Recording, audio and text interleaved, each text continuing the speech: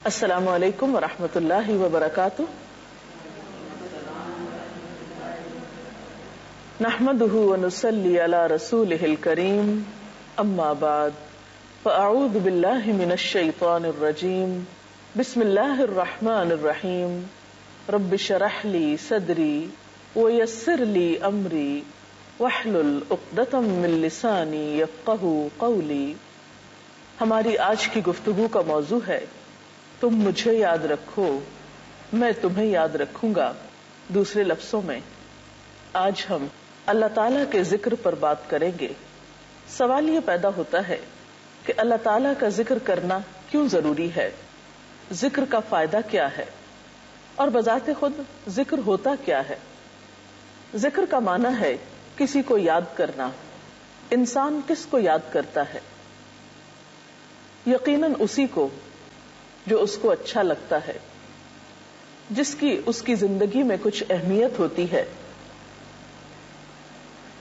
ظاہر ہے کہ ہمارا رب جس نے ہمیں پیدا کیا، جس نے ہمیں سب کچھ دیا، وہ اس بات کا سب سے بڑھ کر مستحق ہے کہ اسے یاد رکھا جائے. اور خاص طور پر روزے کی حالت میں. روزہ چونکہ انسان کو مستقل طور پر ایک احساس دلاتا رہتا ہے کہ تمہیں کوئی دیکھ رہا ہے، اور اس سے انسان کے اندر ایک روحانی سی کیفیت پیدا ہوتی ہے جو خود بخود اس کے لیے اللہ تعالی کی یاد کا راستہ ہموار کرتی ہے. اور ویسے بھی روزے کے ساتھ ہر نیکی کا اجر و ثواب کئی گنا بڑھ جاتا ہے.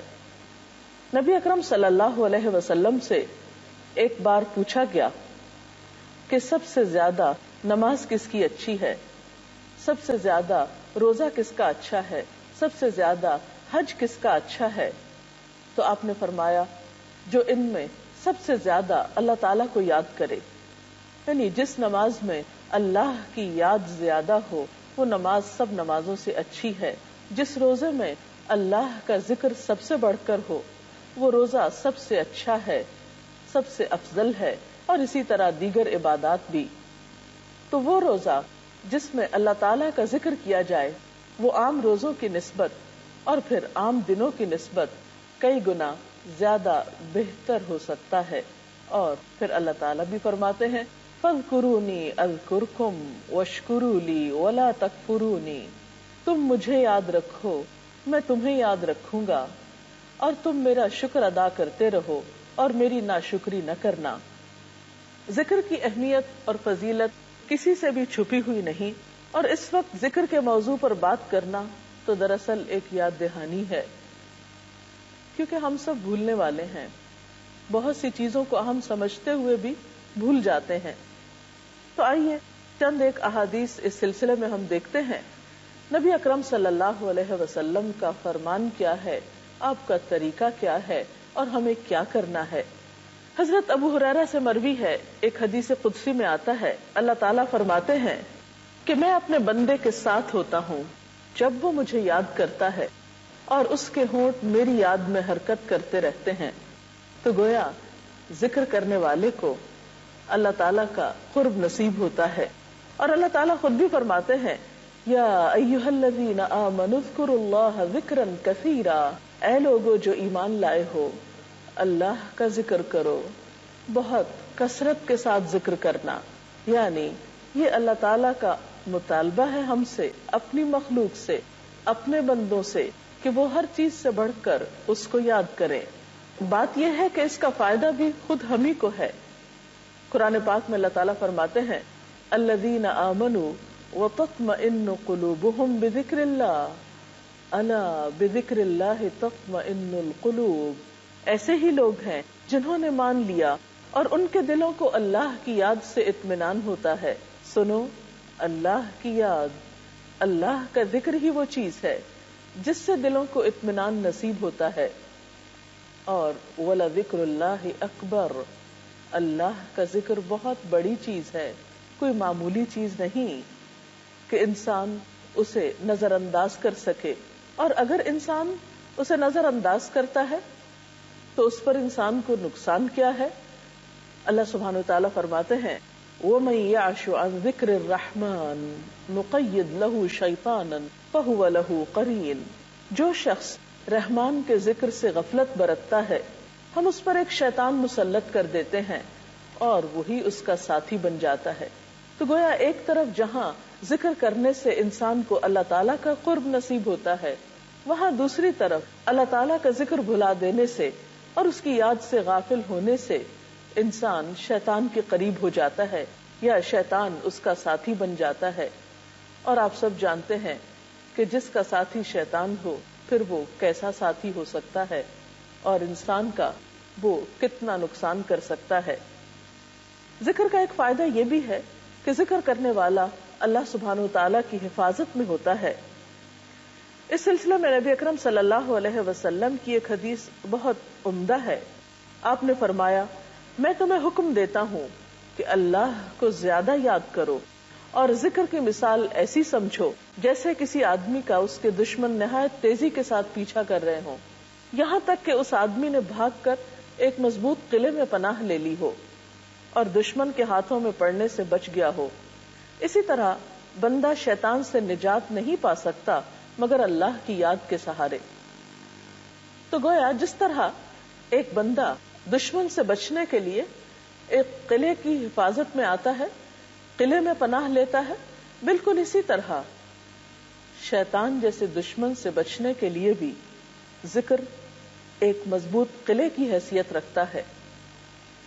ایک اور حدیث میں آتا ہے، نبی صلی اللہ علیہ وسلم نے فرمایا، اللہ تعالیٰ فرماتے ہیں، میرا بندہ مجھ سے جو توقع رکھتا ہے اور جیسا گمان اس نے میرے متعلق قائم کر رکھا ہے ویسا ہی مجھے پائے گا. جب وہ مجھے یاد کرتا ہے تو میں اس کے ساتھ ہوتا ہوں، اگر وہ مجھے تنہائی میں یاد کرتا ہے تو میں بھی اسے تنہائی میں یاد کرتا ہوں، اگر وہ مجھے کسی جماعت کے ساتھ بیٹھ کر یاد کرتا ہے تو میں ان سے بہتر جماعت میں اس کو یاد کرتا ہوں، اگر وہ میری طرف ایک بالشت بڑھتا ہے تو میں اس کی طرف ایک ہاتھ بڑھ جاتا ہوں، اور اگر وہ میری طرف ایک ہاتھ بڑھتا ہے تو میں اس کی طرف 4 ہاتھ بڑھتا ہوں، اگر وہ میری طرف آہستہ آہستہ آتا ہے تو میں اس کی طرف دوڑ کر جاتا ہوں. تو اس سے بھی کیا پتہ چلتا ہے کہ ہم جیسا معاملہ اللہ سبحانہ وتعالیٰ کے ساتھ کرتے ہیں اللہ تعالیٰ اس سے بڑھ کر ہمارے ساتھ بھلائی کرتے ہیں. جس طرح ہم اس کو یاد کریں گے ویسے ہی وہ ہمیں یاد کرے گا، بلکہ اس سے بڑھ کر. نبی صلی اللہ علیہ وسلم نے فرمایا، جب کوئی جماعت یعنی اکٹھے ہو کر لوگ بیٹھتے ہیں اور اللہ کو یاد کرتے ہیں تو اللہ تعالیٰ کے فرشتے اس جماعت کو گھیر لیتے ہیں، اس کی رحمت ان پہ چھا جاتی ہے اور سکینت ان پہ نازل ہوتی ہے، اور اللہ تعالیٰ ان کا تذکرہ فرشتوں سے کرتے ہیں. اس سے بھی پتہ چلتا ہے کہ انفرادی ذکر کے علاوہ اجتماعی ذکر یعنی اکٹھے بیٹھ کر دوسرے لوگوں کے ساتھ مل کر اللہ تعالیٰ کو یاد کرنا بہت اجر و ثواب کی بات ہے. بعض اوقات یہ پوچھا جاتا ہے کہ ذکر کب کیا جائے. ذکر کرنے کے اگرچہ کئی طریقے ہیں، سب سے بہترین طریقہ تو خود نماز ہے.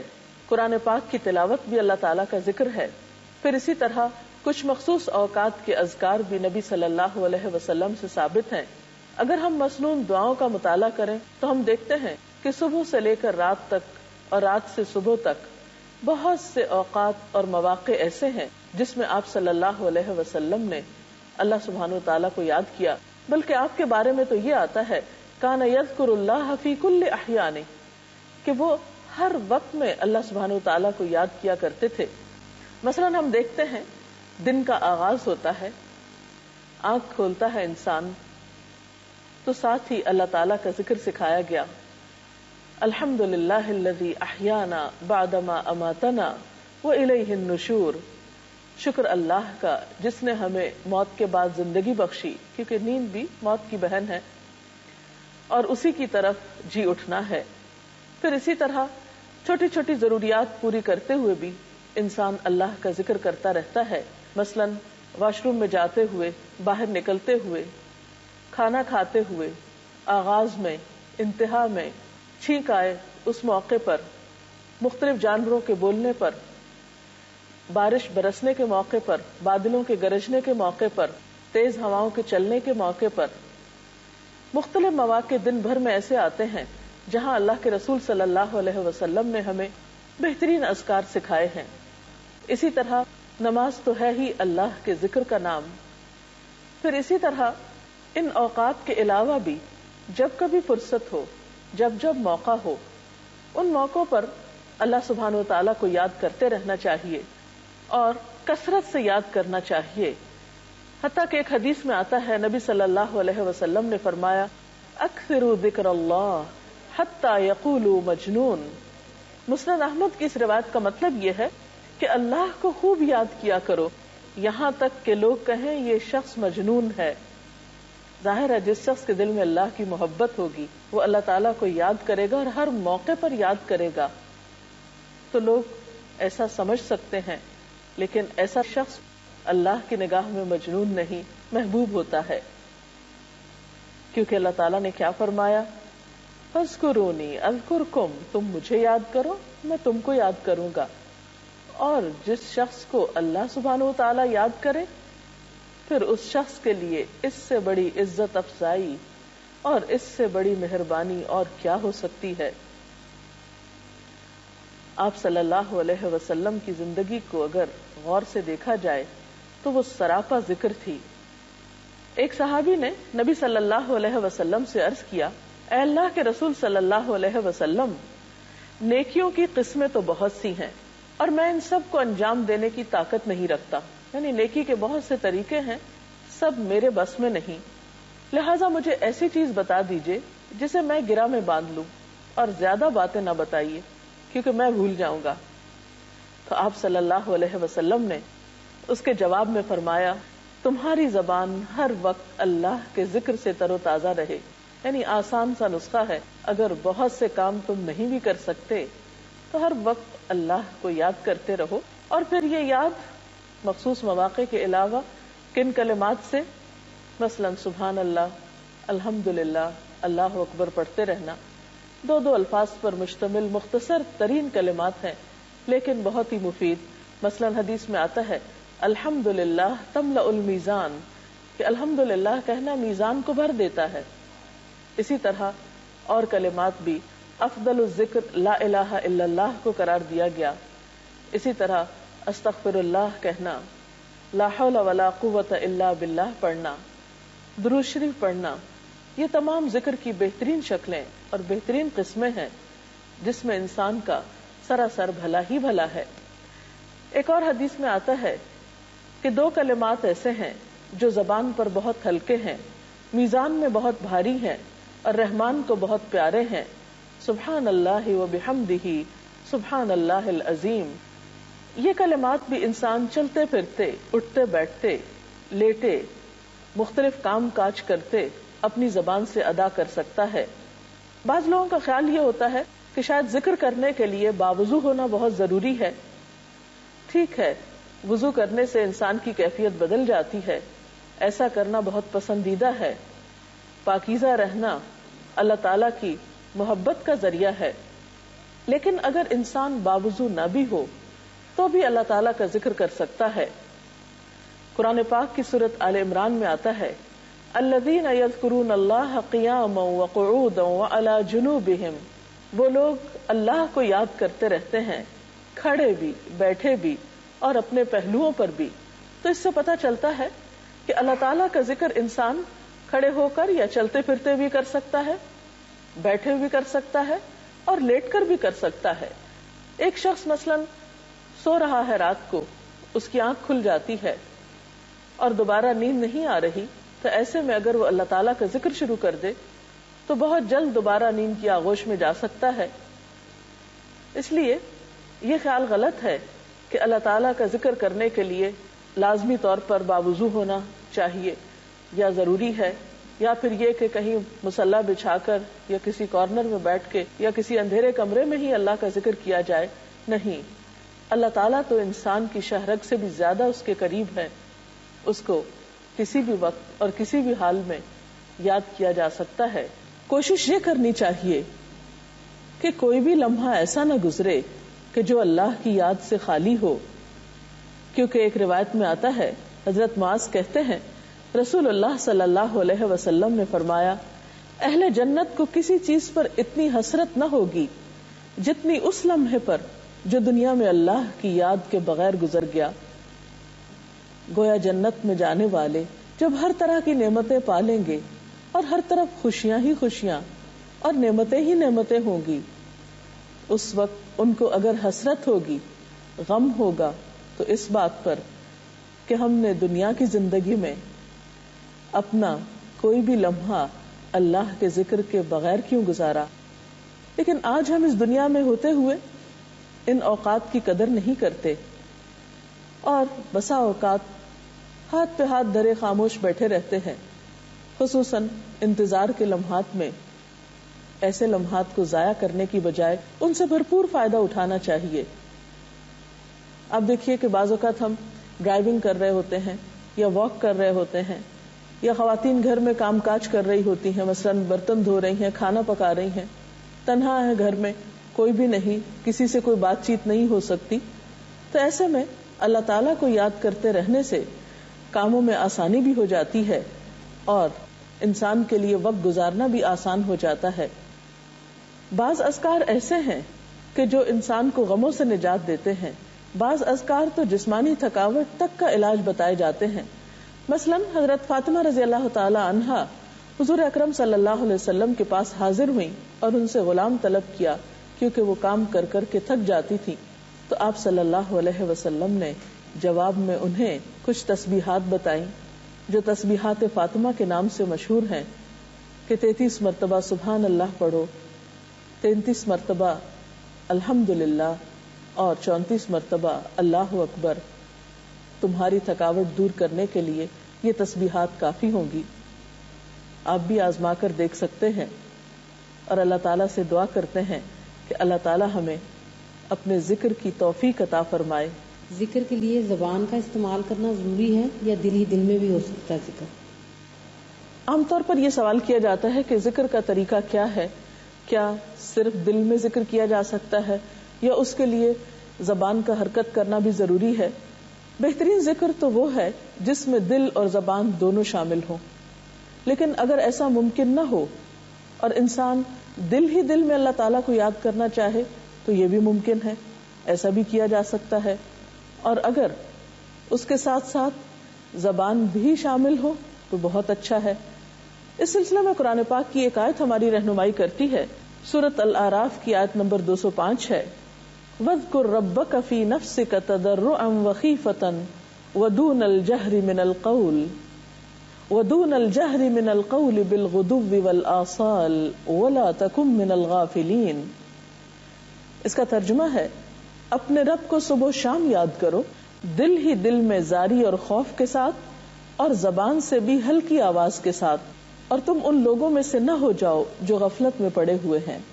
اور یہاں سے ایک اور بات بھی ہمیں پتہ چل رہی ہے کہ اللہ تعالیٰ کی یاد میں کبھی زاری اور خوف بھی شامل ہونا چاہیے. یعنی ذکر محض زبان کی ایکسرسائز نہیں، یا روٹین سے پڑھے ہوئے چند الفاظ نہیں، یا رٹے رٹائے چند جملے نہیں، یا محض تسبیح کا پھیرنا نہیں، بلکہ اس میں حقیقی معنوں میں اللہ تعالیٰ کی یاد کا شامل ہونا ضروری ہے. یہی ذکر کی اصل روح ہے. کوئی اور سوال ہو تو آپ کر سکتے ہیں.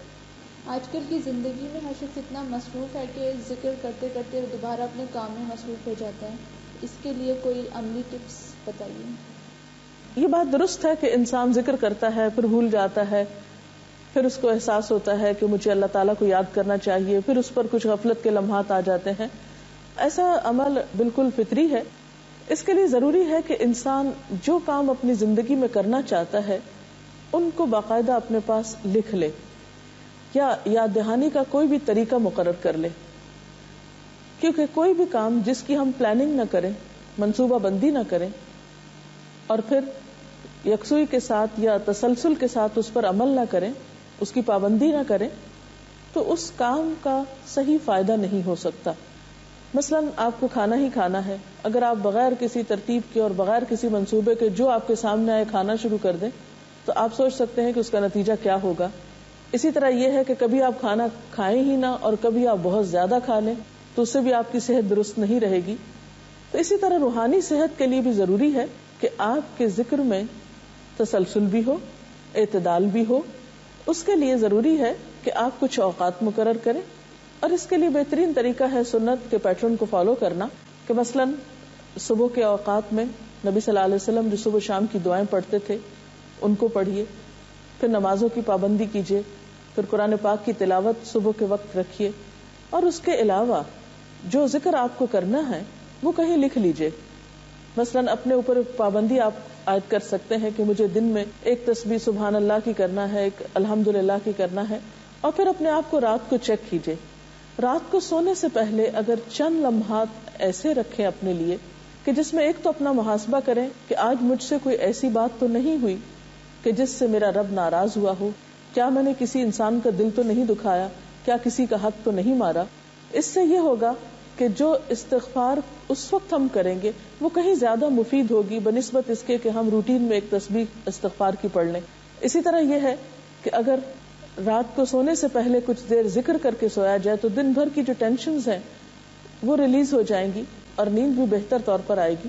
تو جب آپ کچھ اوقات مقرر کر لیتے ہیں اور کچھ اذکار مقرر کر لیتے ہیں اور شعوری کوشش کرتے ہیں ان کی پابندی کرنے کی، اور یہ سب کچھ کہیں لکھا ہوا بھی ہے آپ کے پاس کہ وقتاً فوقتاً اپنی لسٹ چیک کرتے رہیں، تو اس سے انشاءاللہ تعالی آپ ذکر کرنے کے عادی ہو جائیں. اجازت چاہتے ہیں. اللہ حافظ.